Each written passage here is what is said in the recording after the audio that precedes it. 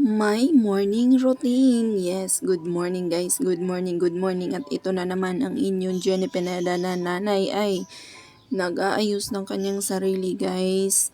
Yan yung ating morning routine. Nag-ano tayo guys, nagtatanggal tayo ng mga dumi-dumi sa ating face bago tayo mag-apply ng ating mga kung ano-ano sa ating mukha para lagi tayong pretty guys. May kasabihan nga na kung gusto mong mahalin ka ng ibang tao, unahin mo munang mahalin ang sarili mo. Dapat matutunan mo munang mahalin ang sarili mo nang sa ganun ay kaya mong magmahal at mahalin ka ng ibang tao sa kung anong meron ka at sa kung ano ka.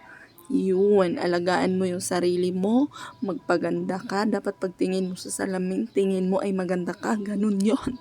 Yes, huwag kang magpaka-stress, mamis. Kaya, kung ikaw ay nai-stress at feeling mo hindi ka na mahal ng mga taong nasa paligid mo, ay alagaan mo yung sarili mo. Magpaganda ka. Para pagtingin mo sa salamin ay maganda ka. Hindi mo yan ginagawa para sa ibang tao. Ginagawa mo yan para dapat sa sarili mo. Yes, unahing mahalin ang sarili. Yan yung natutunan ko guys sa mahabang panahon. Kaya lagi niyo ako nakikita, bakit laging nakakilay, bakit makinis ang mukha, bakit ganito. Kasi guys, natutunan kong mahalin muna ang sarili ko bago ang ibang taong. Kasi dati guys, hindi rin ako ganito.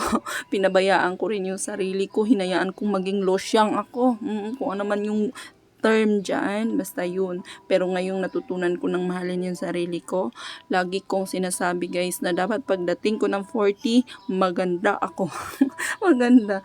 Dapat pagdating ko ng 40, maganda ako sa paningin ko. Ganon.